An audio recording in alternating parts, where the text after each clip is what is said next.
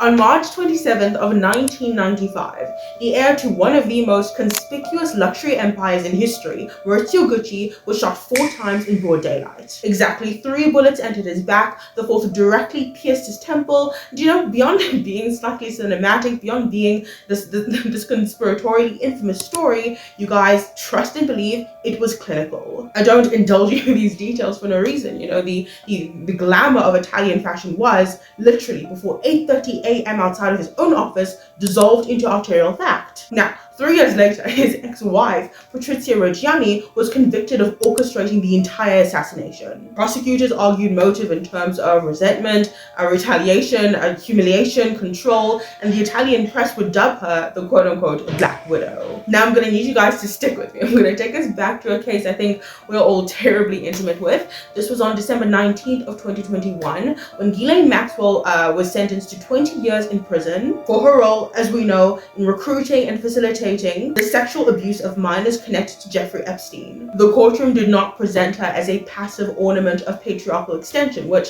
by the way, I actually really appreciated. It presented her as what she was. She was an orchestrator, a gatekeeper, a recruiter, a procurer of proximity, acting fully out of her own unfortunate volition. Years later, Mary Kay Letourneau, a teacher married with 4 children, pled guilty to felony charges relating to sexual acts involving a 12-year-old. Believe it or not, she actually bore his child awaiting sentencing. The American psyche truly could not metabolize this sick inversion. I mean, we've got this female teacher, then we've got this male child, and ultimately we have the maternal archetype infused with violation. And finally, in the year of virtually every conspiracy theory's actualization, Erica Kirk is facing public scrutiny not only for her public management post her husband's assassination, but for resurfaced engagement with a female minor that, in public conspiracy, betray moral impropriety and alleged exploitation on, quite frankly, 2 fronts too many. Before we venture on, I think it would be I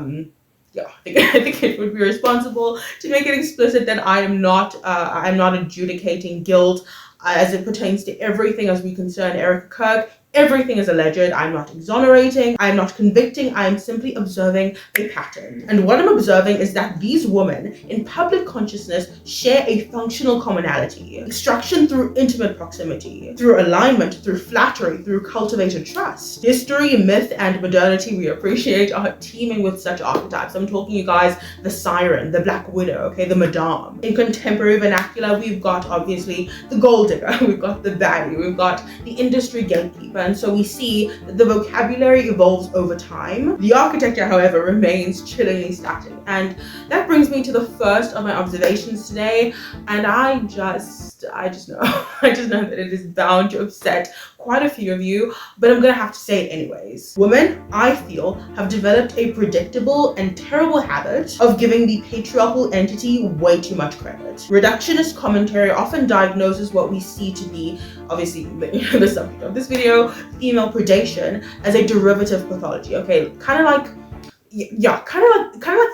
the most extreme form of pick-meism, a passive extension of male vice, an auxiliary arm of the patriarchal machine. Because of course, somewhere along the way, the patriarchal entity became the most, I'm not even exaggerating it, became the most exhaustive form of evil. And I honestly, guys, I just feel like the education system is failing us, because it's just not objectively historic. Like, if you just read a book, it's just not, okay? I wholly reject this, and you guys, I don't do it to absolve men, I don't do it to defend men, I do it to refuse the condescension of female agency. When we do, because it does happen, when women do indulge in exploitative behaviors, we are not helpless predators who can't help but exploit for access, for security, for social eminence, despite ourselves, right? It's not like this it's not like this incurable temptation, right? We need to stop infantilizing ourselves, we need to start taking some accountability, and we need to stop giving excuses for women who otherwise should be in prison. That is okay. We can't get fired up too quickly. But yes, that is my founding conviction. Reductionism collapses complexity into a single explanatory cause. And that's what I see in this phenomenon. Essentially, attributing every instance rather of female predation to male vice. Hey guys, editing Catherine here. So just as a warning and a sincere apology from my side, believe it or not, as I was recording from this point, my camera and mic fell and broke. I continued recording the next day, not realizing how badly the sound quality had diminished. So yeah, it is not great, and I completely understand if you just don't want to continue watching. Again, I apologize. I am working on it. Yeah, but just a warning from this point, the sound quality it gets a little bit it gets a little bit weird, but I am working on it, and again, I'm really sorry. Moving on. In fact, I would even argue that it is precisely because women are fully capable of autonomous genius, of leadership, of theological insight, of moral heroism, that we are just as capable of autonomous corruption. And I truly do believe that to deny this is not a form of feminism. It is actually patronization. But this is not my only divergence from modern analysis. I actually diverge more sharply and perhaps a little bit more offensively when we begin discussing flattery, appreciation, affirmation, and what exactly it is that love is. We live, unfortunately, in a world starved of affirmation. Loneliness rates, as we appreciate, have been climbing steadily, and just in the United States, the Surgeon General actually declared loneliness as a public health crisis. Social isolation correlates with increased mortality risk, comparable to smoking 15 cigarettes a day, you guys. We know that solitary confinement produces measurable cognitive deterioration. There's a reason that neglect is legally codified as abuse. And I can definitely say of myself that it hurts so much more, to be unnecessarily ignored than to be indulged a little bit too much attention. My point in saying all of this is that human beings were not designed to be to be exposed without any acknowledgement. And yet, I believe it is precisely because appreciation is so psychologically vital that it must be treated as morally potent. Now, I personally don't swallow down every criticism, opinion, or diagnosis of my character that I get. And in the same measure, I actually don't just take in every compliment or appreciation when or if it comes. And truly, in the interest of your own protection, I don't think you should either. Not because you're incapable of gratitude, not because you are overly cynical, but rather because in this day and age, I think we slowly need to come to the understanding that appreciation, you guys, is a currency. And appreciation, attention, all of these things, they are never neutral. Which brings us, of course, to the second claim that I know good and well will upset some of you.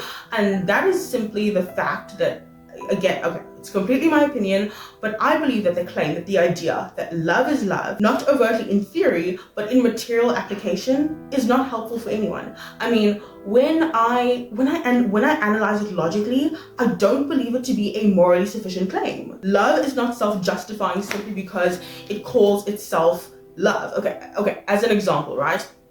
We can all agree that it's not wrong for an adult to receive sexual appreciation as a form of love from their spouse or from their partner, right? We all know that that's not wrong, but it is definitely wrong and illegal, as it should be, for a child to receive sexual appreciation from their uncle or from their teacher or from, honestly, from anybody. And the only valid excuse for not understanding why that is, honestly, is if you are watching my channel and you just so happen to be a child for whom, the reasons have not as of yet been furnished to you. But even then, children are highly sensitive to when they are being violated. Most children can feel something wrong, can feel something sick when they are being exploited in exposure to a type of attention that should not be expressed in their direction. They know, deep down, even if they don't have the language to articulate why. Affection may be labeled love in all expressive cases, but you guys, we know that the moral structure inhabiting the action is not consistent, is not the same in all potential expressions of love. There are types of appreciation, right? There are modes of love, and they are ordered towards different ends when we speak of teleology. Appreciation, for example, may be service-oriented, right? This is ordered towards provision or protection. It may be compensatory, that is honoring of effort or excellence. It may be affirmatory, that is a verbal recognition of virtue or beauty. And I again will insist on this. A human being simply cannot flourish without some exposure to affirmation, to attention. Recognition stabilizes identity. Social acknowledgement actually preserves self-concept before that self, like in and of itself, can develop some bones, can develop its own its own articulation of itself, because there needs to be a base understanding that the self exists, that the self is valid, and that the self is assigned value within the community. But I also contest that affirmation must be ordered, and this is where we recover a category that I believe has been largely exiled from modern discourse. That is an idea called ordo amoris. It is derived from Latin, ordo meaning arrangement, sequence, or proper alignment, and obviously the word amor, which is love. Ordo amoris is basically, just in lay terms, rightly ordered love. It is affection towards the proper object in the proper degree for the proper end. Its inverse obviously would be disordered love, and that simply represents a lack of arrangement, a lack of stable intention in the way you are expressing yourself. Augustine of Hippo, in writing City of God, states the following quote, and I'll read it out to you. Living a just and holy life requires one to be capable of an objective and impartial evaluation of things, to love things in the right order. This, you guys, precisely is the fulcrum. Affection becomes predacious not because affection is evil, but because in a lot of cases, it is mischaracterized as illicit simply because its properties are universally necessary and are universally necessary for all human beings. And we can all agree that those properties are generally in isolation neutral. But the reason I contend that affection cannot exist as a neutral aspect, as simply a definition, as simply an aspect, as simply an abstract, is because affection, as in practical application, needs at the very least two participating conscious entities. It's not that it doesn't survive as a definition, it's that it's simply not real. Love, dislocated from its proper telos, from its rightful end, eventually mutates into consumption. This is what we call concupiscence. It is disordered craving, it is appreciation completely severed from the good of the other. It is elevation for the sake of eventual distraction, and we know good and well that there will eventually be something to extract, something to consume after a period of building up the subject of admiration. To admire is not inherently to pray, but admiration, in its wrong bidirectional description, without ordered intention, may ripen into predation. From the perspective of behavioral economics, we might call this the endowment effect, and that is simply because attention increases value. When something is attended to, when something is named, when something is praised, when something is displayed, its subjective worth rises. Morally reframed, attention amplifies perceived value. Anything appreciated appreciates, socially, psychologically, economically. It's just like I don't know, it's just a fundamental base principle of life. Anything appreciated appreciates. And so the admirer participates in the ontological inflation of the admired, but the moral question is, to what end? Is the beloved being built towards flourishing, or are they being fattened towards slaughter? The distinction, you guys, is covenantal. It is actually bidirectional. More than that, it is... I think the principle is that love that is not reciprocal in dignity becomes asymmetrical in power. And so, if we can establish that appreciation can, not always, but it can become predatory, if the end of that appreciation, if the end intention of that appreciation is only to consume what has appreciated and not necessarily to flourish the object of that appreciation, not because you are selfless, not because you want to genuinely build someone up, then we must ask the necessary question of who exactly in society is most vulnerable to disordered appreciation, or to disordered admiration, to disordered affection? Well, I am so glad that you asked. I personally posit that vulnerability to disordered affection actually arises when we have been deprived from our most biologically urgent affections. Disordered affection rarely ever announces itself as overtly evil, because you guys, it doesn't need to. It arrives as relief, it arrives as warmth, it arrives as the strange substitute that should have been supplied within rightful bonds. The Hebrew wisdom literature speaks of Zara. This is the foreign or strange woman, and she is spoken of as not primarily exotic, but foreign in the sense that the ends of her affections, the ends of her admirations, are not the same ends that you would have when you express your affections, your admirations. My point is, you are subconsciously oriented towards a different outcome, towards a different end. You have allegiance to different moral structures, different orders, different outcomes. Effectively, like I said, different teleologies, different ends. Sometimes he just wants sex, okay? But you wanted commitment. Again, different ends. Sometimes she might just want stability from you, right? She just might be wanting to extract financial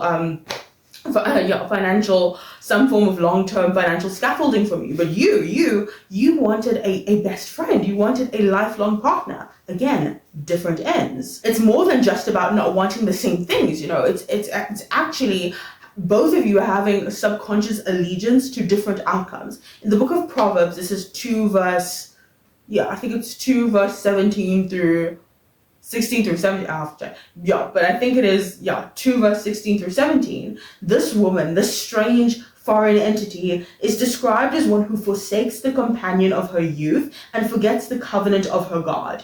Basically, she isn't alleged to your orienting principle. And for Christians, God is the orienting principle. For you, it may be something different. Whatever it is, whatever your orienting principle happens to be, whether or not you are religious, it doesn't matter. You need to figure it out. It is so important that you figure out what it is. Because if you don't, you may find yourself an unwilling participant, an unwilling means to somebody else's end. Attachment theory, pioneered by John Bowlby and later expanded by Mary Ainsworth, as I requested against earlier, established a fundamental insight. Human beings are biologically wired towards bonding. Secure attachment in infancy predicts greater emotional regulation. We know it produces resilience, and it produces critical relational stability when you enter your adult years. When biologically urgent affections, parental bonding, marital affirmation are absent, the nervous system does not remain neutral. It has to and necessarily compensates. Neurochemically, oxytocin regulates bonding, trust, and attachment formation. Dopamine governs reward anticipation and novelty seeking.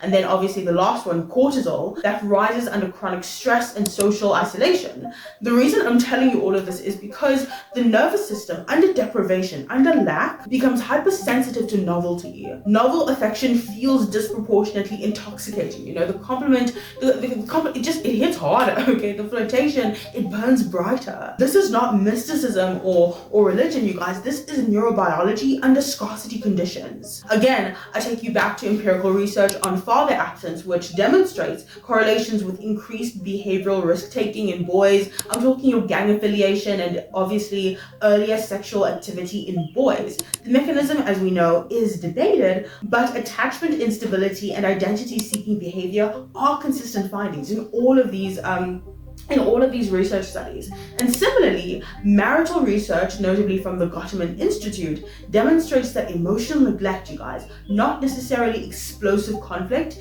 is one of the strongest predictors of infidelity. It is not always lust necessarily that indicates betrayal. Sometimes it is recognition. Sometimes it is that you're not being given attention. Sometimes it is that you're being emotionally neglected and then gaslit for what you are feeling. An emotionally neglected spouse does not initially seek sex, just seek to betray, at least not in all cases. A lot of the times they seek to be seen, and flattery provides the powerful illusion of being seen. But I will caution that with an urgent caveat in saying this: deprivation, emotional deprivation, physical any kind of deprivation, yes, it does increase one's vulnerability, but it does not remove your agency. That is to say, hunger exists, but it does not excuse theft. To extend this to this particular scenario, there is no excuse for cheating. You may have been vulnerable, you may have been going through it with your person, but it does not give you a reason to cheat. It contextualizes your inclination to do so, but it does not immunize you from the consequences. When we speak, as we must, of things like marriage, when we speak of familial loyalty, platonic brotherhood, communal stability, we speak of not merely sentimental ideas, we speak actually of stabilizing architectures. They function, I believe, as necessary hedges against social isolation. And again, that social isolation, that deprivation, that is where vulnerability develops. In covenantal theology, love is not primarily an emotion. It is actually defined properly as ordered commitment. And that is why I keep recursing on the word covenantal. It sounds, when you hear it, it sounds religious, it sounds out there, but really it's not. It's logical when you strip it down to what it actually means, when you strip it down to its founding to its founding expectations, you'll find that it is really just a set of actions and a set of boundaries that produce stability, that produce comfort in what goes and what is allowed, what is permissible and what isn't. Ordered affection is preventative. When husbands withhold affirmation, when wives withdraw admiration, when fathers abdicate presence, vacuums form, and vacuums inevitably invite counterfeit. Sociologist Robert Putnam, in his book Bowling Alone, I highly recommend that you read it, but yes, he documents the erosion of communal bonds in late modernity, and we have been seeing this. Like I said, you guys, the loneliness is such an issue. Even though yes, we are connected, we say yes, I have friends, yes, I have acquaintances. It's that internal feeling that I'm not seen, that no one can really deeply relate to me. He describes in this book declining civic participation, he describes weakening neighborhood ties, and he describes reduced intergenerational cohesion. The urgency, you guys, and I hope it's becoming clearer and clearer to you as I pull you through my convictions, but yes, the lonelier a society becomes, the more reservoirs of starved persons it produces. Okay, so putting us back to the orienting subject, why am I talking so much about flattery and affirmation and affection as it concerns the predatory female archetype? Because obviously that is the subject of this video, and I've been going on and on and on and on about all of these psychological principles. Why am I doing this? What's the point? Well, there is method, trust and believe, to my madness. Because when it comes to the predatory female archetype, her primary instrument is often appreciation. It is often admiration. It is often flattery. It is not aggression. It is not coercion. It is appreciation ordered towards eventual extraction. And I need to emphasize that extraction need not be sexual. It may be monetary. It may be reputational. It may be because of her proximity to her, of her proximity to you, that you can feed off some sort of social validation. The female predatory archetype, as I'm trying to illustrate, manifests in several diverse cultural expressions, domains, because she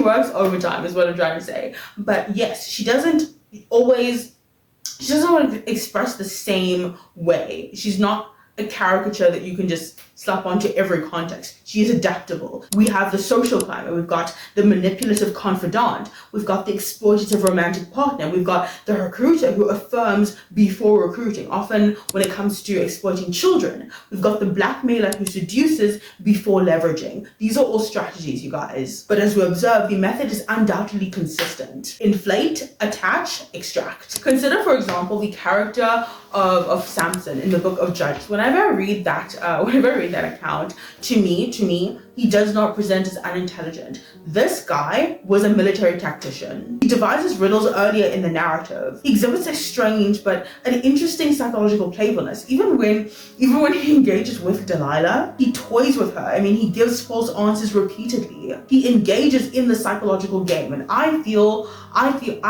just feel like he was enjoying it. I feel like Samson was having a good time. I feel like I truly believe that beyond being strong, beyond being this brute caricature, he was an intellectual. And the issue with intellectuals is that we love a good game, we love a good riddle, we love a good puzzle. This suggests to me that, contrary to popular caricature, we are not dealing with the big, strong, dumb man stereotype. Yeah, we're just not. And we see this especially when Delilah probes him about the source of his strength, right? She nags him. She's like, she's anxious to figure out where exactly it is that Samson why is he the way he is? Why is he so strong? We know that it's actually because of the Nazarite vow. But yes, Delilah, she nags him.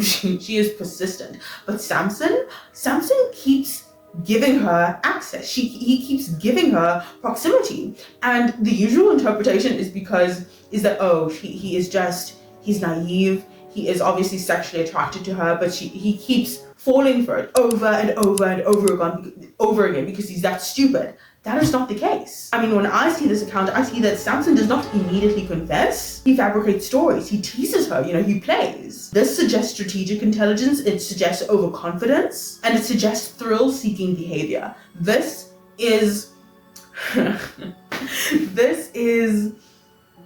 so true of intellectuals. if you're not built like to you're not built to be thrill seeking in the physical sense, in the intellectual sense, that'll hook you. Like that is your Achilles heel. A good stimulating conversation, debate, puzzle, conspiracy, you're finished. You're finished. There is no hope for you. And I don't know, actually I just see that when I read the account of Samson. In contemporary personality theory, high openness correlates to novelty seeking, okay, to high tolerance rather for ambiguity, for intellectual playfulness. And so you combine this with perceived invulnerability and we produce what cognitive psychology calls invincibility bias. This is essentially the overestimation of one's immunity to consequences. Samson is not naive. He knows fully what is going on. Samson, if anything, is entertained. He believes himself the architect of exchange. He mistakes engagement for control. And intellectuals usually suffer from this, effectively thinking themselves immune because they understand what's going on. Pride, at the end of the day, anesthetizes risk perception. Intellectuals often assume that because they understand the structure of the trap, because they are, yes, both intrigued by it, but also, in their minds, they've mastered it, they've mastered the game. They believe that they are immune to the consequences of the game if they lose. They flirt with danger, especially emotional danger, for the thrill of mastery. They underestimate the slow erosion of vigilance. And I don't say this just because it's a story. I say this because I think in a lot of ways I'm kind of projecting, because I've suffered this. I've seriously been burned for this. And the temptation is you want to because it's stimulating, because it's fun, because it's a relief from the banality and the staleness of this world. I mean, we don't for an intellectual conversation, good, I'm dead in the water. I'm done, But my point in all of this is humility, the refusal to assume invulnerability, interrupts the game before it even begins. Because humility, by contrast, does not flirt with proximity. Humility does not test the boundary for sport. Humility flees immediately. And perhaps that is the final discomfort. Protection from predatory affection, from predatory admiration, does not come by understanding it fundamentally or by out-psychologizing the predator, because the most dangerous sentence in any seduction is not "I like her" or "I like him" or "I trust her" or "I trust him" or I don't know, like I can fix him kind of thing. No, it's not that. It is rather something along the lines of, I can handle this. I can handle her. That sentence has preceded more collapses than ignorance ever has. I believe there is a triad of vulnerability, and I wrote it down. I don't think it's exhaustive because I just made it up, but it's in my notes. And I want to kind of, wrap things up, close things off by sort of just articulating to you what I believe they are, because they've helped me. I think they'll help you. But basically, we've got ignorance, we've got pride, and we've got deprivation. The issue with ignorance is that it outright does not recognize danger because it's not been taught about it, and it has no idea what is actually going on. The issue with pride is that it believes itself immune, and the issue with deprivation is that it hungers for attention. I think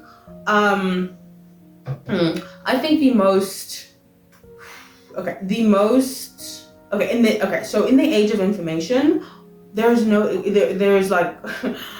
no reason for you to be ignorant. And so I think for us, at least, definitely, I will speak for myself.